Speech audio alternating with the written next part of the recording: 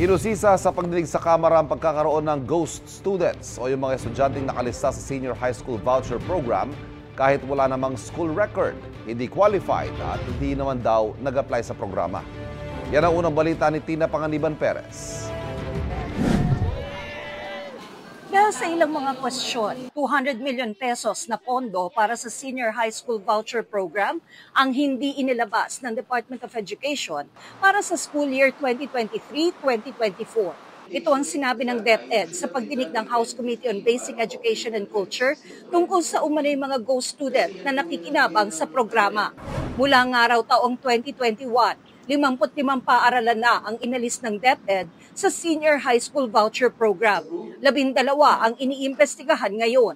Yung mga schools po na yon, iba't iba po yung kanilang mga findings.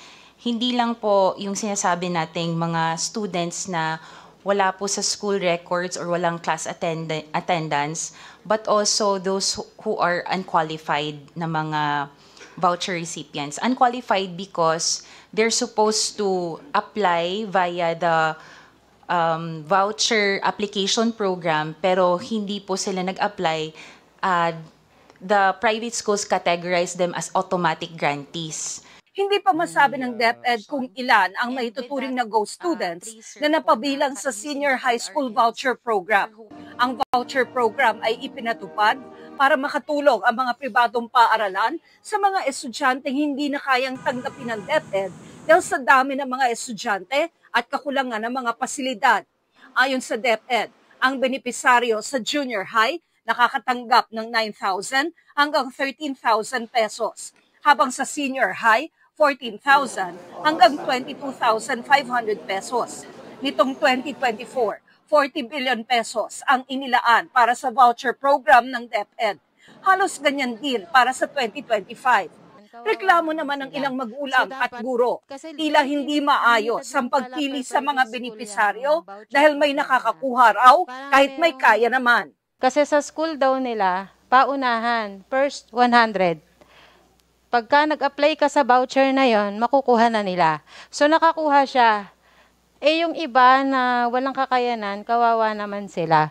Dumami rin daw ang mga kadudadudang paaralan. Dumami, no? Well, para sa amin, yung mga fly-by-night, no, senior high schools po, no, na nagkalat, no, lalo na doon sa amin sa Kamanaban. Nag-o-offer pa to ng mga incentives doon sa mga public schools. Bibigyan nilang incentive kada isang ulo na mag-e-enroll sa kanilang high school. It's just because may konti lang po talaga tayong mga private schools na medyo pasaway po, Mr. Chair.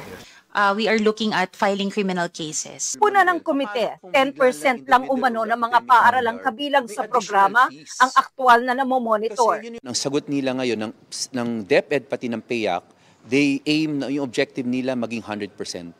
Yun ang moving forward, yun ang objective nila na lahat. I guess sa next academic calendar nila pero again, imposible naman from 10 maging 100, ano? Pero at least nakita natin may significant increase sana.